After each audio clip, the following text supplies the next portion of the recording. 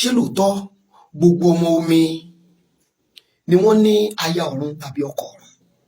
Because question tí ọ̀pọ̀lọpọ̀ ti ń béèrè lọ́wọ́ mi nìyẹn, question tí ọ̀pọ̀lọpọ̀ tó fẹ́ mọ̀ gẹ́gẹ́ nìyẹn. Ṣùgbọ́n kó o tó lè bọ́ síbi question yẹn, number one, wà kọ́kọ́ identify rẹ̀. Ṣé ọmọ omi ni ọ́ àbó kìí ṣe ọmọ omi? Má ṣì mí gbọ́, ọmọ omi ọ̀tọ̀, ìràwọ̀ ọ̀tọ̀. Torí ẹlòmíà ní ìràwọ̀ iná ni mò ń lò, wọ́n dẹ̀ sọ pé ọmọ omi tún ni mí, màá kàn rẹ́rìn. That's type of the ignorance tí à ń erase.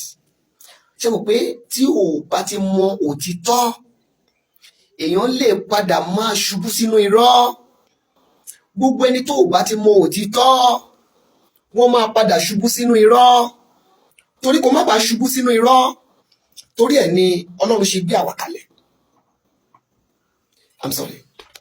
Láti máa ṣe àtúntò, láti lè jẹ́ kí àwọn ènìyàn mọ 1 or 2, 3, 4 things. Ọ̀rẹ́, ọ̀pọ̀lọpọ̀ ẹlòmíràn ló máa ń béèrè lọ́wọ́ ara rẹ̀ pé ṣé ọmọ mi ni mí? Tọ́pọ̀ tí sọ fẹ́ lómi pé ọmọ mi ni wọ́n á tún béèrè pé bọ́n tí wọ́n sọ pé mò ń lo ìràwọ̀ erùpẹ̀, bọ́n wọ́n sọ pé ìràwọ̀ erùpẹ̀ ni mí, bọ́n wọ́n sọ pé ìràwọ̀ iná ni mí, bọ́n wọ́n sọ pé ìràwọ̀ afẹ́fẹ́ ni mí. Ọ̀rẹ́, má dààmú ara ẹ̀ jìnnà. Ọmọ omi is a general name fún gbogbo àwọn ọmọ tó wá láti spirit of water. I'm not talking of star.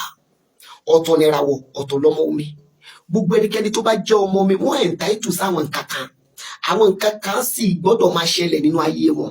Àwọn nǹkan kan náà sì gbọ́dọ̀ máa jẹ́ ohun tí wọ́n sì gbọ́dọ̀ máa ṣe. Gẹ́gẹ́ bí gbogbo olólùfẹ́ mẹ́tì mọ̀ pé èmi kì í bá wọn fi gbákan bọ̀kan nínú. I'm not here to come and say what is not done. I'm just here to come and put you in the right. Pátápátá ló ní ọkọ ọ̀run. Àwọn obìnrin wọn, ọkọ ọ̀run ń bá wọn jà. Tẹ́ bá rí ìtọ́kọ ọ̀run ò bá jà, á jẹ́ pé ó ti lọ sí settlement yẹn. Ṣùgbọ́n ìtọ́ ò bá ṣe settlement yẹn kò sí nǹkan tó fẹ́ ṣe. Á tẹ̀síwájú lórí ọ̀rọ̀ ọmọ omi. Gbogbo ọmọ omi pátápátá ló ní ọkọ ọ̀run. Má jẹ́ kẹ́nikẹ́ni tọ́ ẹ jẹ. Gbogbo ẹnikẹ́ni tó bá dẹ̀ jẹ́ ọmọ omi tó ò bá ti ṣe settlement ọkọ ọ̀run ẹ̀ máa dà láàmú. Ọ̀rẹ́ má tún ara ẹ jẹ ní ìpele tó wà ìsà. Iṣẹ́ tí ọkọ ọ̀run ṣe kì í ṣiṣẹ́ tó dára. Iṣẹ́ tí aya ọ̀run ṣe kì í ṣiṣẹ́ tó dára. Gbogbo ẹnikẹ́ni tó bá ní ọkọ ọ̀run àbáyá ọ̀run, inú bondages ló wà, inú ìdè ló wà. Kódà tó bá ń ṣiṣẹ́, wọn ò ní lákòjọ. Ọ̀rọ̀ àwọn àwàdà bí ẹni pé iṣẹ́ la rí, àròwó spiritually ọkọ ọ̀run wọn á bá wọn máa pín owó wọn yẹn náà.